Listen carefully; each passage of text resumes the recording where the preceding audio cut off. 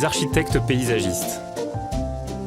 Je vous invite à un voyage dans l'art des jardins, à la rencontre de ceux qui les font vivre, les étudient et les imaginent.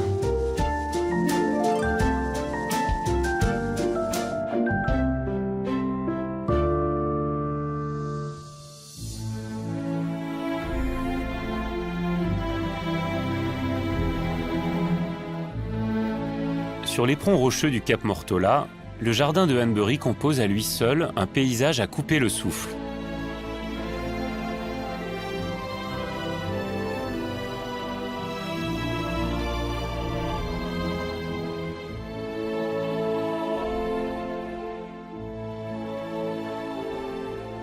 Dans le climat méditerranéen, la splendeur des jardins botaniques du XIXe siècle se marie aux espèces exotiques importées du monde entier.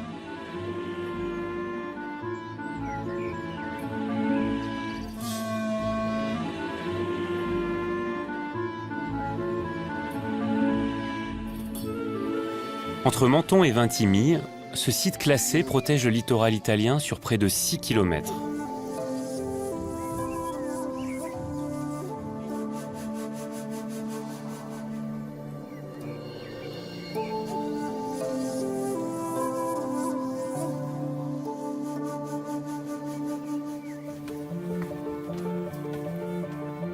Au milieu du XIXe siècle, le Britannique Thomas Hanbury et son frère Daniel, issus d'une famille de botanistes, font l'acquisition du domaine. Tous les deux sont élevés dans la philosophie des Quakers, une communauté qui enseigne l'amour et le respect de la nature dès l'enfance à travers les sciences botaniques.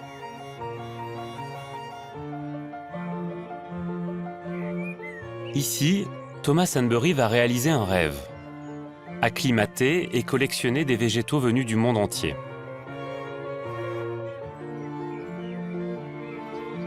Il agrandit la villa et le domaine, qui s'étend sur plus de 18 hectares, devient sa résidence principale.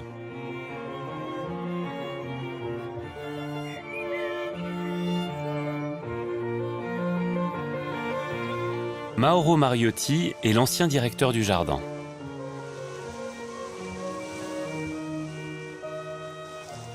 Mauro, comment Thomas Hanbury va-t-il découvrir son domaine ici sur le Cap Mortola ? En 1867, Thomas Hanbury rentre de Chine, où il a fait fortune comme marchand. Il recherche un lieu pour s'installer. Il souhaite vivre dans un climat tempéré, parce qu'il a des problèmes de santé, des problèmes respiratoires. Son frère lui conseille la côte entre l'Italie et la France. En bateau, entre Menton et Vintimille, il repère ce cap, le Cap Mortola. C'est un lieu où il pense pouvoir créer quelque chose d'extraordinaire. Et qu'est-ce qu'il découvre quand il arrive devant le Cap Mortola ? Du Cap Mortola, il repère instantanément le vallon du Rio Sorba, un vallon très vert avec de l'eau, qui se trouve à côté d'une zone qui n'était pas encore les jardins d'aujourd'hui, mais une zone où les chèvres sont en pâturage. À l'époque, cette zone est particulièrement nue, presque déserte, très ouverte, avec une villa, une bâtisse assez petite. Le Cap Mortola avait déjà une longue histoire, remontant à l'époque des Romains, où il y avait déjà une implantation humaine, puis à l'époque des croisades. Mauro Thomas Hanbury avait cette tendresse pour le territoire, cette tendresse pour la nature, cette éthique aussi vis-à-vis de ce territoire agricole. Thomas Hanbury, à peine arrivé, tombe amoureux de ce site. Il construit ici un exemple pour toute la région, autour de la culture des fleurs.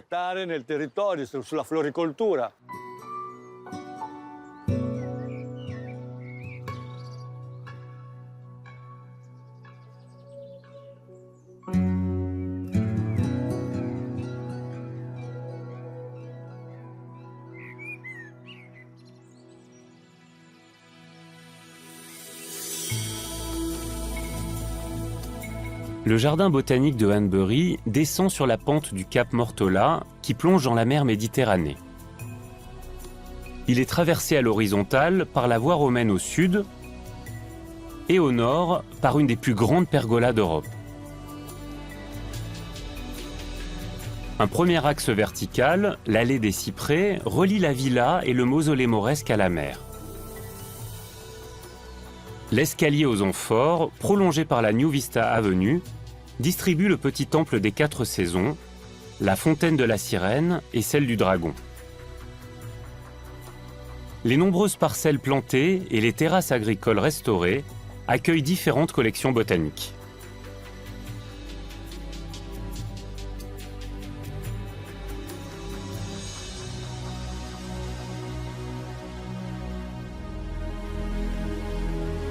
Entre le haut du jardin et la mer, le dénivelé de près de 100 mètres est spectaculaire.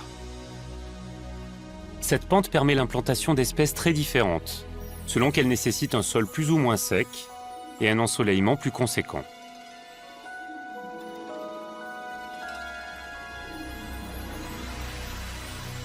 Elena Zappa est botaniste, responsable de l'herbier du jardin. Elena, depuis toujours, la trame agricole, les formes agricoles ont inspiré les formes de jardin. Ici, dans les jardins de Hanbury, plus qu'ailleurs, puisqu'une grande partie des terrasses agricoles ont été conservées. Sir Thomas avait acheté ce domaine agricole pour le transformer en un jardin d'acclimatation.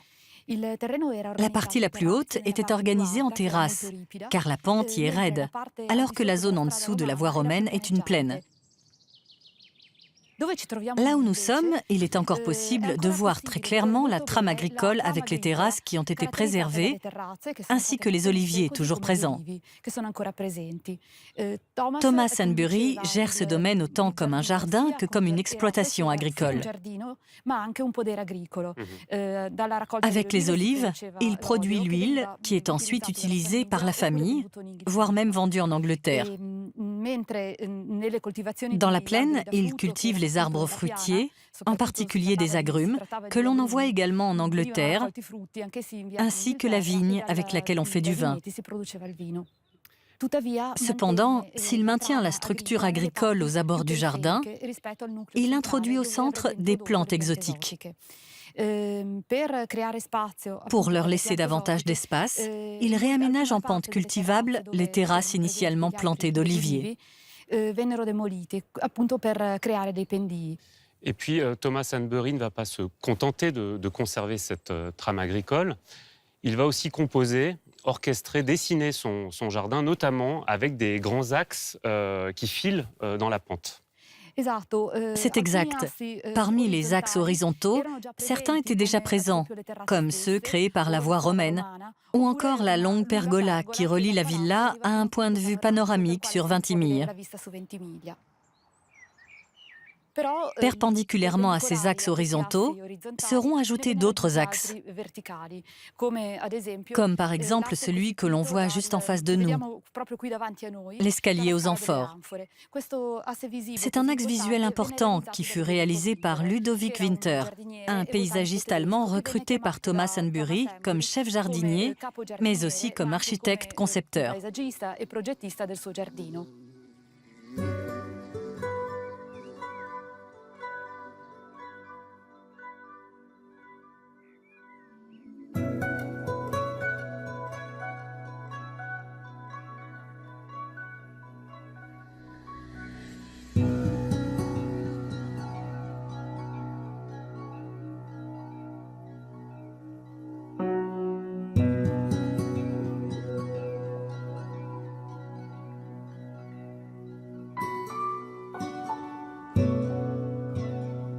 Un des critères adoptés pour la disposition des collections est la géobotanique. Il s'agit de composer des parcelles avec des espèces provenant d'une même région. Thomas et Daniel Hanbury, botanistes confirmés, étaient également des pharmaciens et s'intéressaient à l'expérimentation de la culture des plantes médicinales.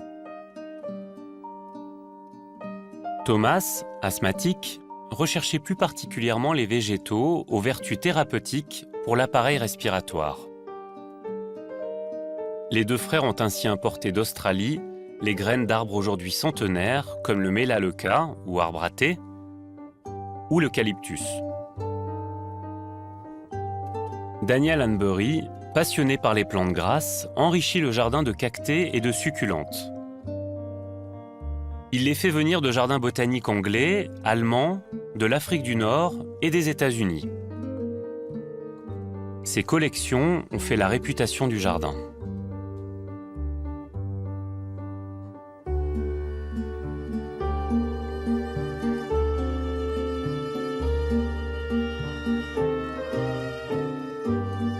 Alessandro Guigi, spécialiste des cactées et docteur en botanique à l'Université de Gênes. Les succulentes sont des plantes qui appartiennent à environ une cinquantaine de familles. On les appelle succulentes car leur chair est faite d'un suc particulier qui garde l'eau et qui peut se trouver soit dans la feuille, comme dans le cas présent, soit au niveau de la racine, soit au niveau de la tige. Nous avons là un aloe. Ils sont très connus dans le domaine de la cosmétique ou pharmaceutique. Dans le cas où vous auriez par exemple des petites brûlures ou des irritations sur le bras, vous pouvez utiliser ce type de gel. Je vais vous en étaler sur le bras et vous sentirez un apaisement. L'aloe est utilisé un peu partout, dans beaucoup de produits. Alors, quelle est la différence entre l'aloe et l'agave? Là, on a une agave. Comme nous pouvons le voir, l'aloe présente un tissu très charnu et peu fibreux. Si je coupais un peu de ce magnifique agave, vous verriez que ces tissus sont très fibreux. Sa fibre peut être utilisée pour fabriquer des tissus très résistants. Par ailleurs, les agaves monocarpiques ont la caractéristique de ne fleurir qu'une fois dans leur vie, tandis que les aloès fleurissent généralement tous les ans, au printemps, en été ou même en hiver.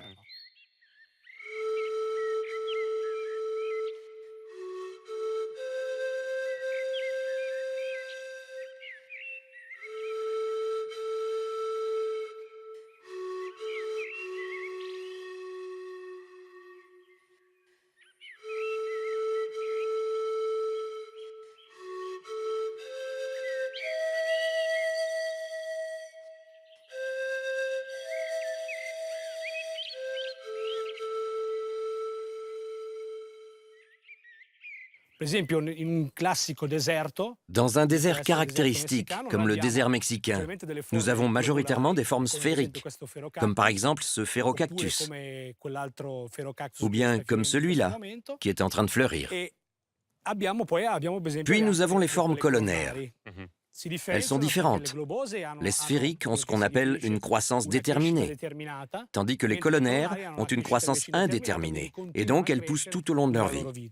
Elles ont toutes des formes pour stocker un maximum d'eau. Oui. Toutes ces formes, extrêmement compactes, peu ramifiées, permettent d'éviter la déshydratation, caractéristique dans ces environnements. D'ailleurs, il n'y a pas de feuilles, hein. Il n'y a pas de feuilles. Oui. Généralement, chez les cactées, une transformation s'opère au niveau des feuilles. Elles se forment en épines. Pourquoi? Pour prévenir la déshydratation. Car la feuille grande, large, typique des arbres feuillus, ne pourrait évidemment pas survivre face à la sécheresse. Alessandro, ces cactées ont tout un point commun, c'est qu'elles ont des formes finalement assez simples, mais qu'en revanche, leur floraison est toujours spectaculaire, avec un gros contraste entre les formes et les fleurs. Oui, leurs fleurs sont incroyablement belles, mais en même temps incroyablement éphémères. Elles ne vivent que le temps d'une nuit. Ceci est dû au risque de déshydratation et donc à la nécessité qu'a la plante de ne pas perdre trop d'eau. Ces fleurs ne vivent donc que le temps d'un battement de cils.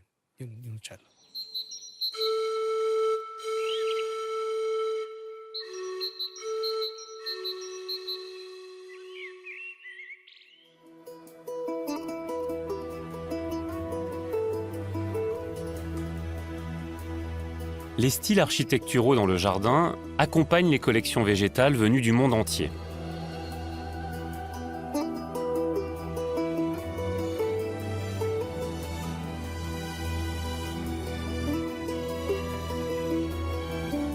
Thomas Hanbury souligne ainsi le souvenir de ses nombreux voyages au Moyen-Orient et en Asie.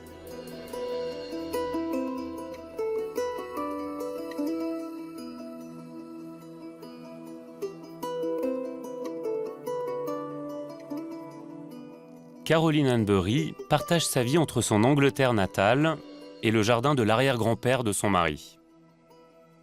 Caroline, quand on rentre dans la villa, on remarque un plafond, une mosaïque qui représente des motifs orientaux et le portrait de Marco Polo.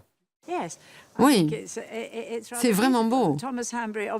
Thomas Hanbury avait une grande admiration pour Marco Polo, car ils ont tous les deux découvert des endroits en Chine et ils y ont fait fortune.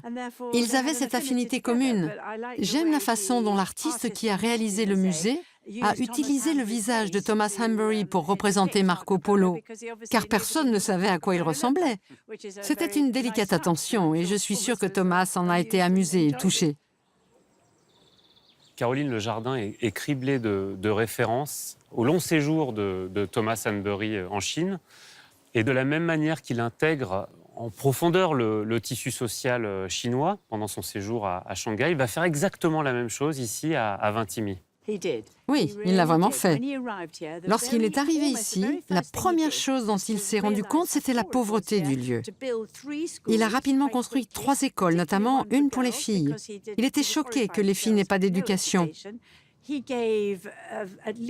a également offert une dizaine de fontaines sur la route de Menton jusqu'à Vintimille pour les animaux et les hommes, car la typhoïde était un gros problème. Il a donné à Vintimille le terrain pour le jardin botanique, de l'argent pour agrandir l'hôpital. C'est un philanthrope. C'était un incroyable philanthrope et c'était complètement en accord avec la foi Quaker. On parle toujours de lui comme s'il venait de mourir. Certaines personnes, les personnes âgées du village, disaient qu'elles avaient perdu un père. On a perdu un père et un ami. Il embauchait tout le monde. Il n'a jamais eu de serviteur anglais. Ils étaient tous italiens. Oui, dès son arrivée en Italie, il a pris 2 professeurs italiens. Un pour lui apprendre le dialecte et l'autre pour lui apprendre l'italien. Il s'est vraiment immergé dans la culture et la vie italienne. Il était extraordinaire. Et Caroline, Thomas Hanbury décède en 1907 et c'est sa belle-fille, Dorothy, qui va prendre le relais dans les jardins de Hanbury. Oui, Thomas est mort ici de sa belle mort, entouré de sa famille, paisiblement. Dorothy est arrivée après la Première Guerre mondiale. C'était une très bonne jardinière. Elle mettait des couleurs partout. Elle avait 700 pots remplis de lys. Elle a réaménagé le jardin et c'était vraiment magnifique.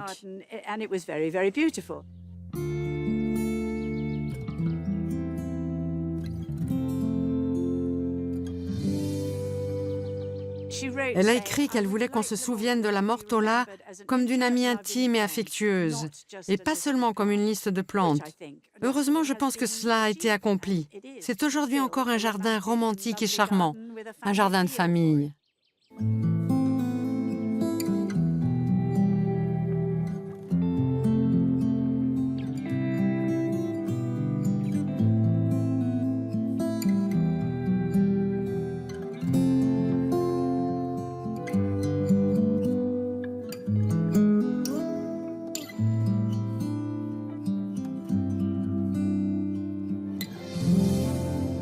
Mais la Seconde Guerre mondiale va ravager le jardin.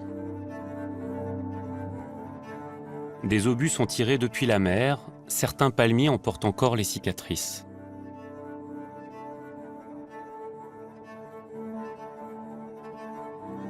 Les dégâts sont importants et le jardin est laissé à l'abandon pendant une vingtaine d'années.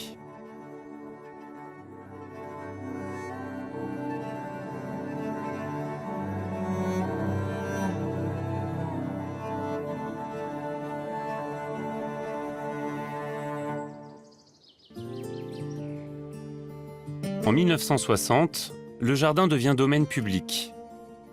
Aujourd'hui géré par l'Université de Gênes, avec la volonté de faire perdurer un lieu utile aux chercheurs et pédagogique pour ses visiteurs.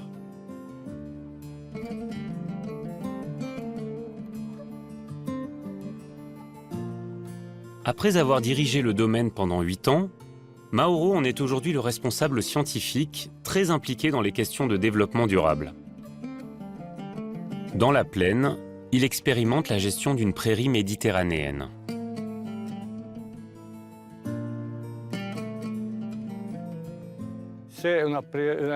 C'est une prairie, mais il y a aussi des plantes exotiques. La prairie est nécessaire afin de conserver la biodiversité et respecter le cycle naturel des plantes. Elles sont donc traitées ensemble, récoltées ensemble et échangées avec plus de 400 jardins botaniques dans le monde. Chaque plante a ses exigences et doit être placée au bon endroit, de manière à ce que l'on n'intervienne pas trop dans sa croissance. Et alors là, on est dans une prairie qui est un très bel exemple de cette manière de laisser la nature reprendre ses droits. Qu'est-ce qu'elle nous raconte, cette prairie? Qu'est-ce qu'on retrouve dans cette prairie? On retrouve beaucoup de plantes de prairie. L'avoine, les pois de senteur, la soula. Les petits glaïeuls sauvages. Oui. La soula, c'est celle qu'on voit là-bas. La soula, c'est la rouge. C'est une des plantes de prairie les plus intéressantes du centre et du sud de l'Italie et de la Méditerranée occidentale. Elle est très riche en protéines pour les animaux. Et nous sommes également en train d'étudier ses vertus médicinales. Ensuite, vous pouvez voir la férule commune. Qui est magnifique, là, qui est jaune. Oui, c'est une plante ombellifère. L'Italie fait partie des pays qui comptent le plus d'espèces. La flore italienne en compte environ 7000. Rien que dans la région, il y en a 3000, presque la moitié. Nous devons aussi valoriser ça. Ces plantes, dans quelques mois, n'auront plus cet aspect esthétique.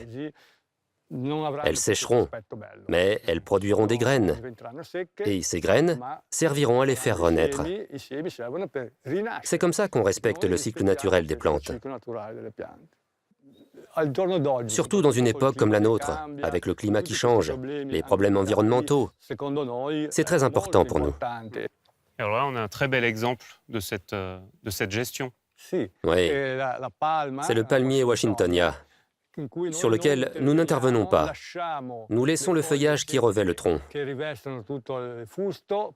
Ça protège le cœur du palmier qui est censé produire et donner vie à de nouvelles feuilles lors de changements de température. Ces feuilles tomberont d'un seul coup, révélant la beauté du tronc élancé vers le haut, comme il l'est naturellement.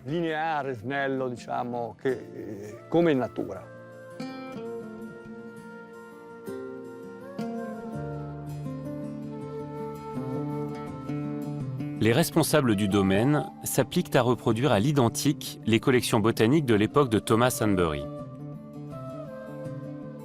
Dorénavant, l'Université de Gênes est en charge du jardin botanique, mais aussi de son entretien.